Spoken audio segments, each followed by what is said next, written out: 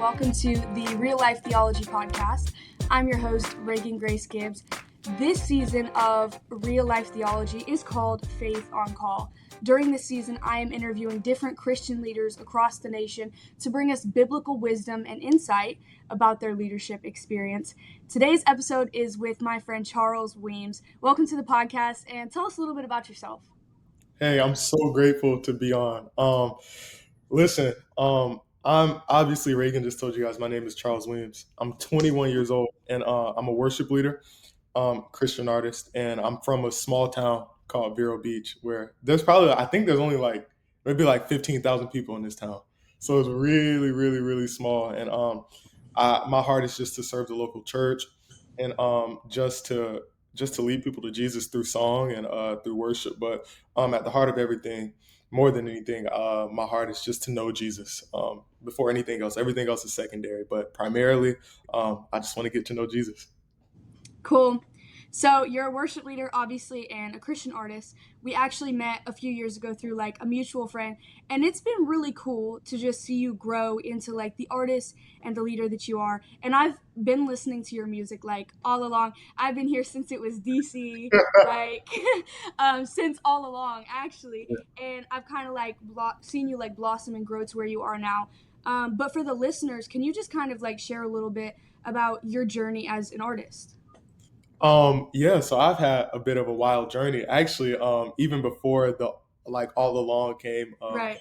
I was actually doing pop and R&B music and stuff. But honestly, as I got to know Jesus more, as I had to go through some life experiences and things such as that, everything just changed. And it's something I'm not mad at. It's just a part of surrender. When I surrendered to God, I surrendered my will, I surrendered my way, and I took on His. And it's better anyway. His thoughts are higher, His ways are higher. So that's just a part of surrender, and I'm grateful I did it. I really wanted to do pop and R&B, but after high school, I went through some things, and that's when I really encountered Jesus, and He changed my life. And I'm not saying there's anything wrong with doing secular music and stuff like that. Do whatever the Lord has put on your heart. But I just know for me, as God shifted my life, my journey and my heart, it shifted into doing things for Him. That's just my heart, is to sing to Him and sing for Him, because He saved my life. I always say this now.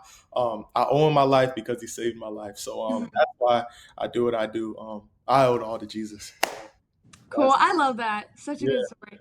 So, as a Christian artist, what are some things, and obviously, you touched on turning to a Christian artist, moving into that sort of realm, but what are some challenges that you face as someone who does Christian music, and how do you navigate them? I would say this. I would say, so when I was doing pop and R&B, there wasn't as much societal standard and expectations, that all these crazy expectations that you have to meet. But when I surrendered to Jesus, and when I decided to do Christian music, all of a sudden you have these standards and these expectations from society, specifically expectations of perfection and things like that. But the thing is, society, culture, they don't know Jesus. Right. And I think that's a part of our job. We're supposed to usher them into a place of intimacy with Jesus. That's why He's called us, and I'm so grateful for that call. But culture, they don't know Jesus. So what helped me with dealing with these crazy expectations and standards, is really just getting to know Jesus for myself, and just knowing that He doesn't desire perfection, but He desires purity. And I heard someone say this one time: purity is less of the actions of the hands, but more of the posture of the heart. And so it's just that place of knowing, of not being so consumed by what culture expects, but just learning the standards and the expectations of God. And as long as I can meet those standards and those expectations, then I'm okay. So what really helped me with this is just surrendering and submitting to God, and just keeping the heart of the Father as my longing and as my desire. Really, I just want to please Jesus. So I'm gonna gonna make music and I'm gonna make decisions that please Jesus. So I'm just not living. I'm not living to please culture anymore. I think the Bible says that if we're living to please men, then we're not servants of Christ. So Hmm. I'm just living to please Jesus, and that's really helped me with these crazy expectations and Yeah. standards because they're pretty wild. Right. Yeah, I don't know how a lot of people just kind of expect us to be perfect, but Yeah. I just know Jesus, and I'm just trying my best, and I know He honors that, and yeah, Right. Right. So kind of like, the thing with like the expectation is higher, but that's because the calling is higher. yeah, And so, like, you go through more things, you kind of are held to a higher standard, but also like the impact that you have is yeah, great. So I understand that, and I think that makes a lot of sense.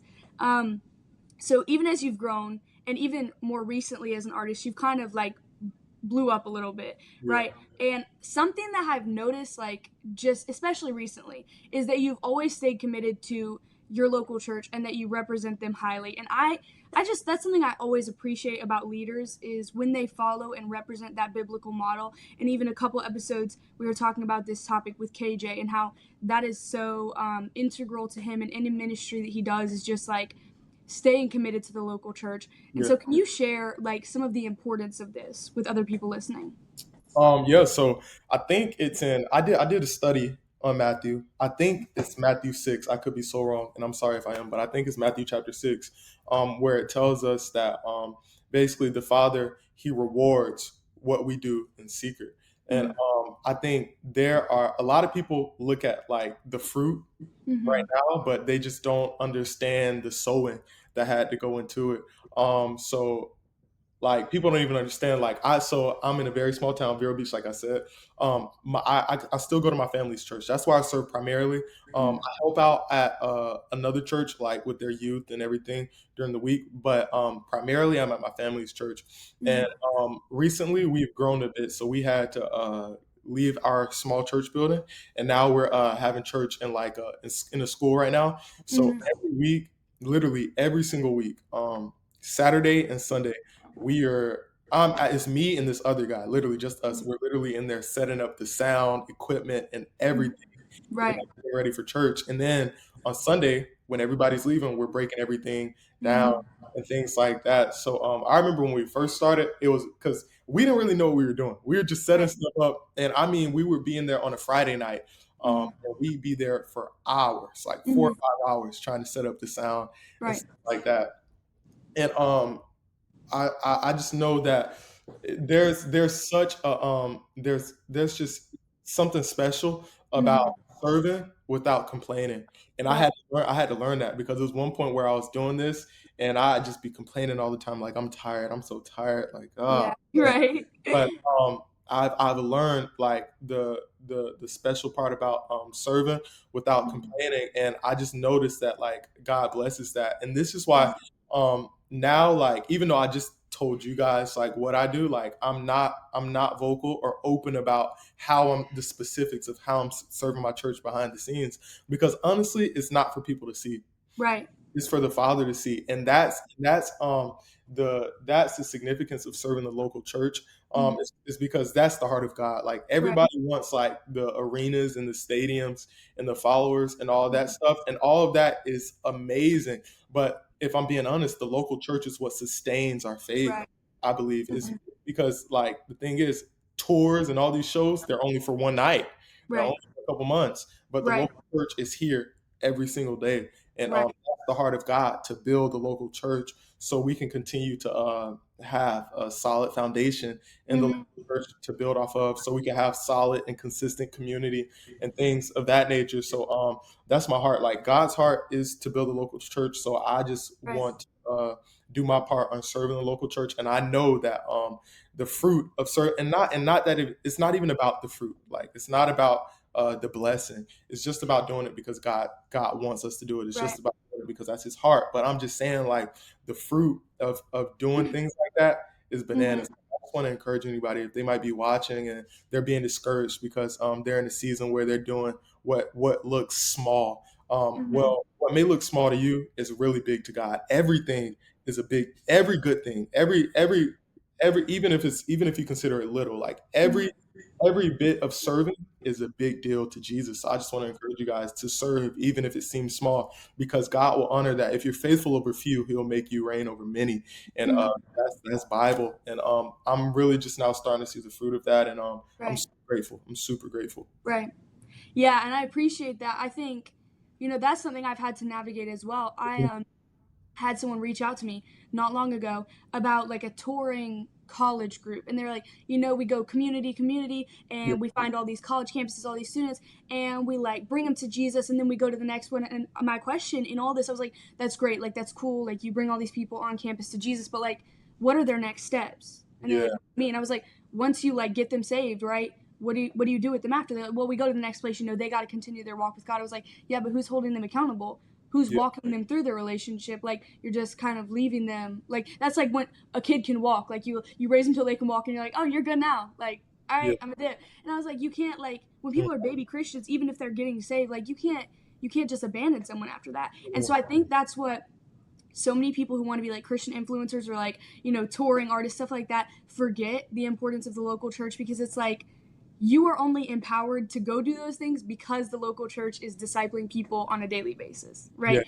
And so I think that like being like you're at the point where you're at now, but like you already recognize that is super healthy, and it's just a great place to start, because so many people go into like the industry and like don't even take that into account.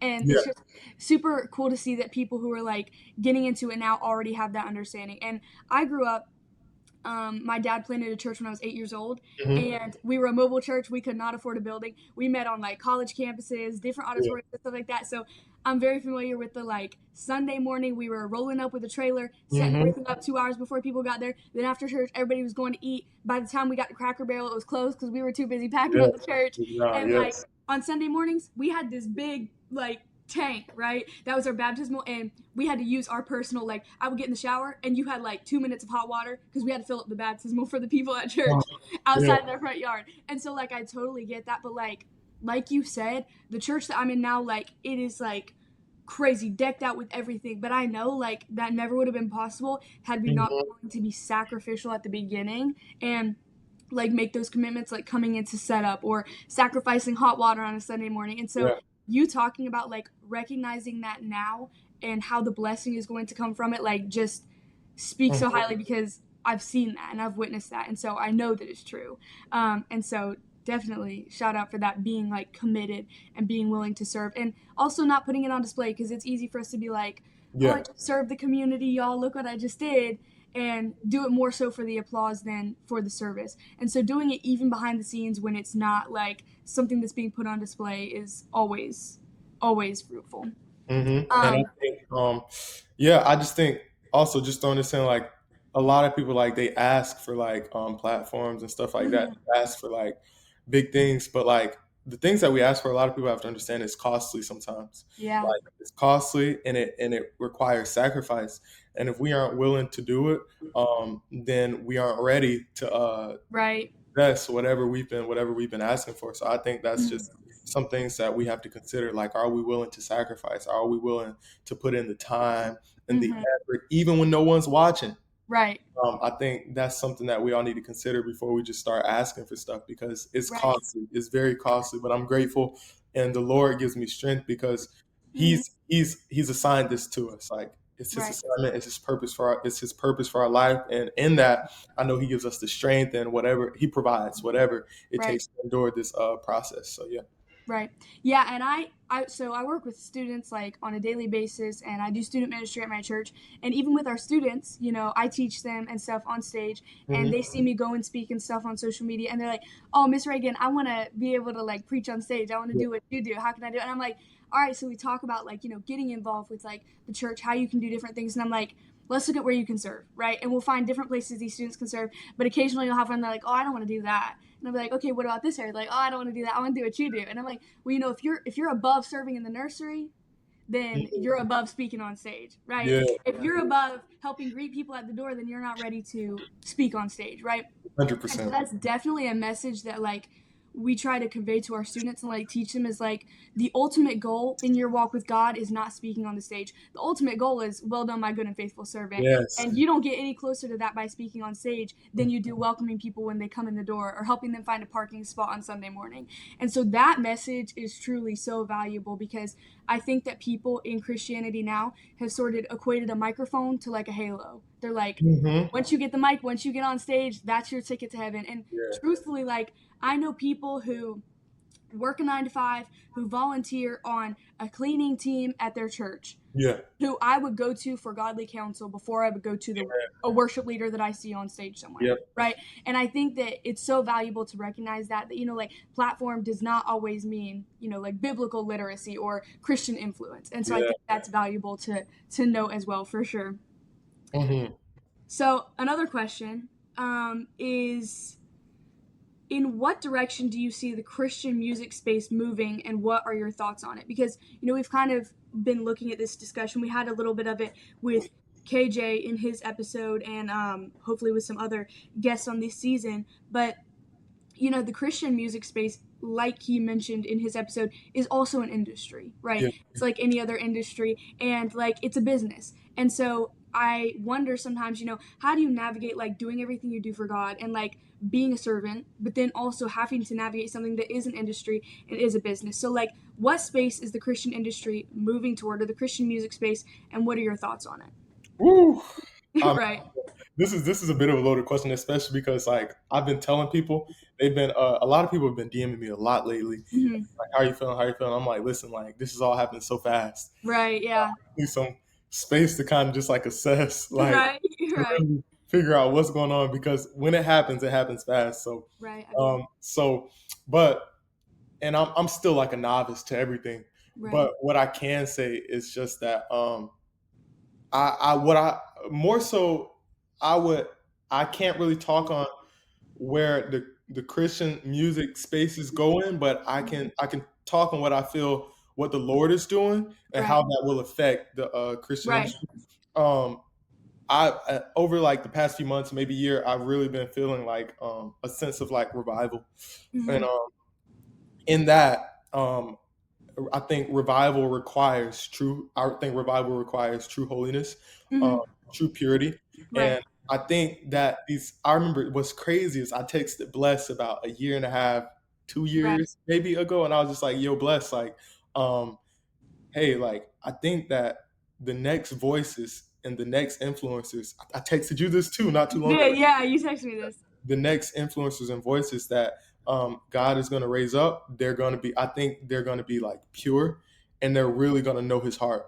And I think because of that, because I know like the heart of God, I think I can kind of tell you where I feel like the Christian industry is heading. I think that what we're about to see is we're about to really get back to a place of like pure worship and just a place of purity in general, like really going after the heart of God, because I think that attitude and that heart posture is going to invoke or lead to revival. So I think that these next people that God is going to raise up are going to be people who really know his heart, people who really have a true relationship with him.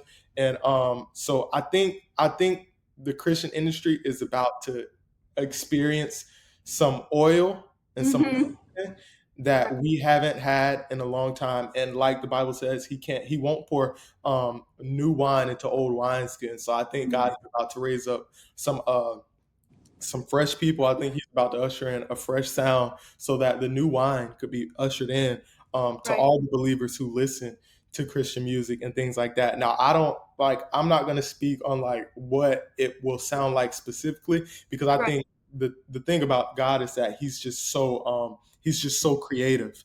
There are layers to his creativity. So I think that's going to be very broad and diverse. I think some things might sound very new and different, but I also think there will be like a very ancient and anointed sound that comes from like a very psalmish sound. I think that's just so I don't, it's going to be very creative, it's going to be very diverse, but I know that the oil and the anointing is going to be on it heavy, and it's going to lead to revival, and it's really going to touch lives. So that's Right. what I'm excited for. And I think that's the place that the Lord is leading us to. And it's just going to Right. take people who are really surrendered and people who are really sensitive to his Mhm. spirit.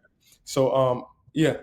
Yeah, no, I like it. And just like going back to, you mentioned this text that you sent, and it was something like, just to touch on it for a second, that like shifted where I was at for a little bit. So honestly, like full disclosure, I was in this place. I was like, God, should I just delete all my social media? Like, should I get off? And like, we followed each other for several years now. I've been doing like social media content for like 3 years now. Yeah. It's just been like something I do on the side, like constantly. And it was to the place that I was like, God, I don't even know that this is impactful. Like, I don't even know if I'm doing this for like you, or if I'm just doing this out of obligation. Like, what am I even doing this for at this point, right? And I was at the point, honestly, I was sitting in my bathroom one day, like getting ready, and I literally was like, show me, God. I was like, I'm not trying to be like in the Bible, it's like the people ask for signs and wonders. I was like, but I need you to show me something. Like, Yeah. if you want me to delete everything, like take a step back and just like get back to a place of like the basics, show me. I was like, but if this is something that you have intentions for to use, just show me, because I will like continue to use this, continue to make this a like an asset for you, but I just need to know. And I had even been telling my husband Manny this, just like, I don't know what the next direction is. I don't know if God wants me to like take a step back. And the next day, I get a text from you, Wow. right?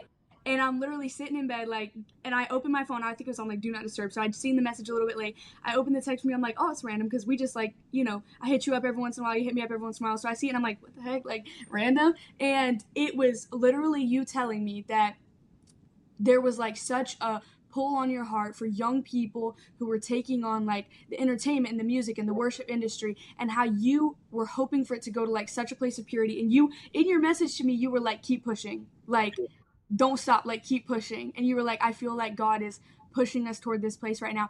And I'm literally sitting in bed with Manny, and I rolled over, I was like, this is what I'm talking about. Like, this is what I'm saying I needed. And so it was just crazy that like right after I had that conversation with God, because you have conversations with God, but then there's like the conversations where you're like, I need an answer, Amen. right? And it was one of those, and I was like, I really truly don't know where I'm going with this. And then getting your text the next day, I was like, that's it. Like, that's so crazy.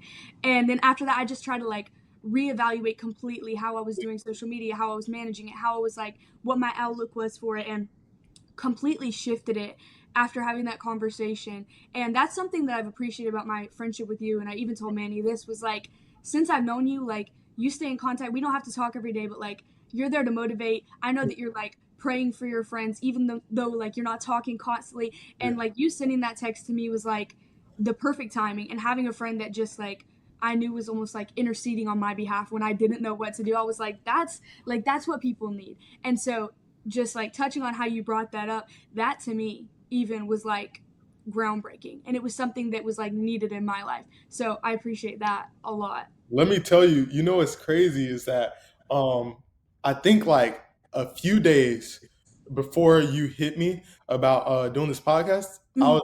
I was something was just like, um, I think I'm gonna connect with Reagan on her podcast soon. And you hit me a few days later. And that's why I texted when you hit me, you were like, pray about it. And I said, listen, Reagan, like there are a lot of decisions we need to pray about. But there are some things that the Holy Spirit has already confirmed. Right. I don't need to go and just ask more about. Like he already confirmed it. So as soon as you asked me, I was like, yes, because I promise you, I'm not lying at all. A few days before, or maybe even the day before, something was all like, I'm gonna be on her podcast soon. And when she asked me, it's gonna be undoubtedly yes. And so yeah, I just want you to know, and you already know that, like you already said it, like that I do support you, and I honor what you're doing, and I'm a huge fan, and I literally stand in awe and admiration of what you're doing, especially with the boldness that you do it with. Like this is amazing, and I'm so proud, and I can't wait to see what the Lord is going to do with this, and there's going to be so much fruit that comes from this. So yeah, I'm just grateful to play a part. I'm grateful to just watch what the Lord is doing in your life, and yeah, it's dope. So yeah. Thank you, I appreciate that. Hmm. So my last question is, and I'm trying to like ask everybody this, let everyone get to share a different perspective. What is one of your favorite God stories that you've witnessed, like as a worship leader, just in everything that you've done? Like, what is one God story that to you like sticks out and it was just like confirmation? All right, boom, confirmation. I love that because I didn't know what I was going to say for this, but you just said confirmation, so that I thought of a story and I was like, I don't know if I'm gonna tell it, but you just said confirmation, so I'm gonna tell it. Um, when I think it was 2022. Mm-hmm.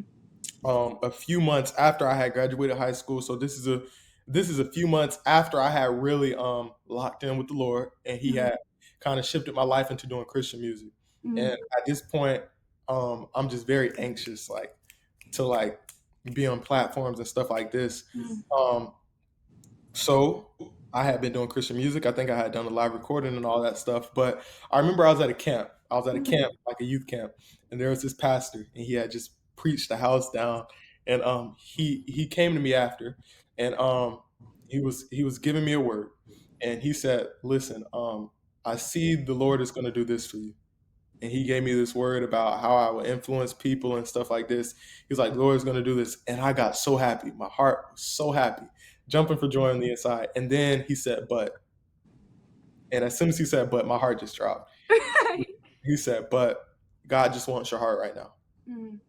And that after that, it was just a journey of surrender. Like, Lord, okay, um, I want this. I'm excited for this. I know you're going to do this, but I submit and I surrender to your timeline.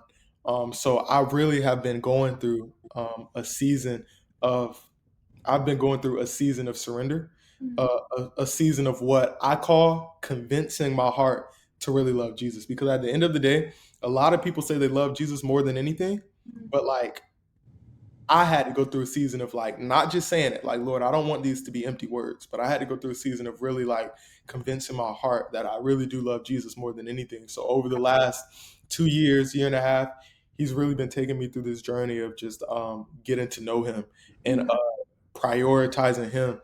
And what's funny is that the song that I just released, "Slow Me Down," it came out of that season because the heart of "Slow Me Down" is prioritizing Jesus again. It's saying, like, Lord, slow me down.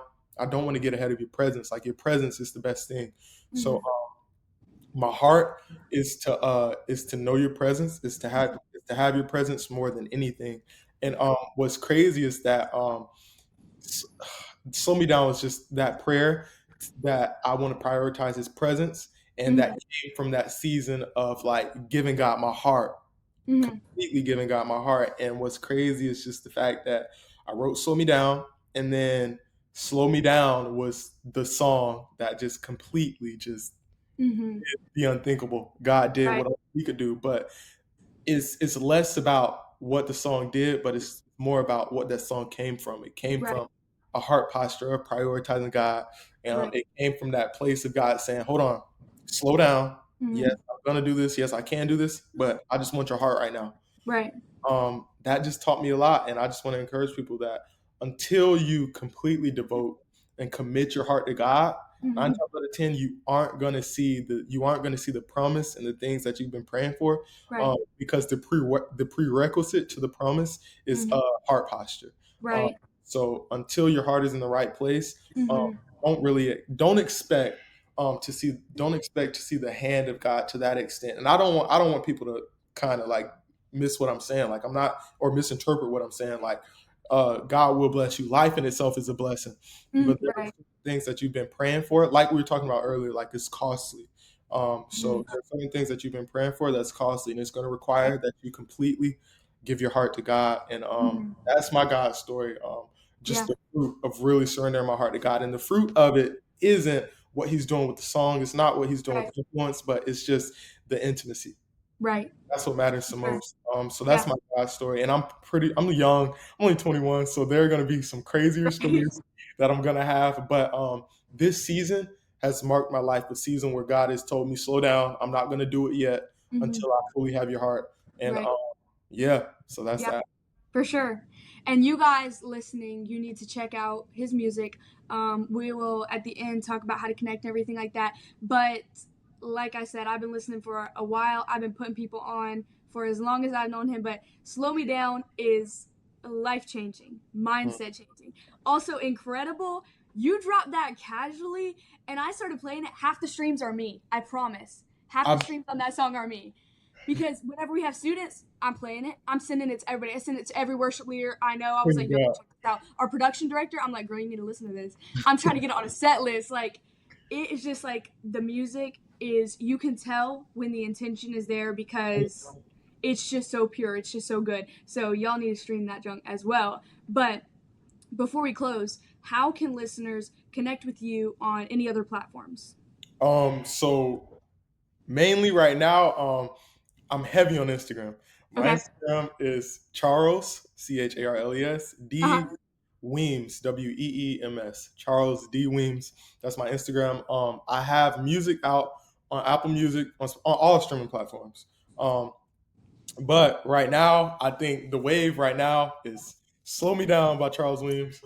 It's out on all platforms, and I have an album coming, 2025, Lord willing. We're working on finishing that right now. But yes, so just follow me on Instagram, Charles D Weems.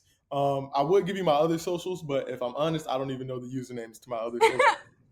Follow me on Instagram, Charles D Weems. Let's run up YouTube too. Slow Me Down, I think, is at like about like 100-something thousand streams right now. So I'm Charles Weems on Instagram. I mean on YouTube too. So yeah, that's that. Cool. Well, thank you so much for being part of the conversation today. I am glad to have you as a friend, and I am proud of all the things that you're doing, and I'm Great. excited to continue watching God's work in your life.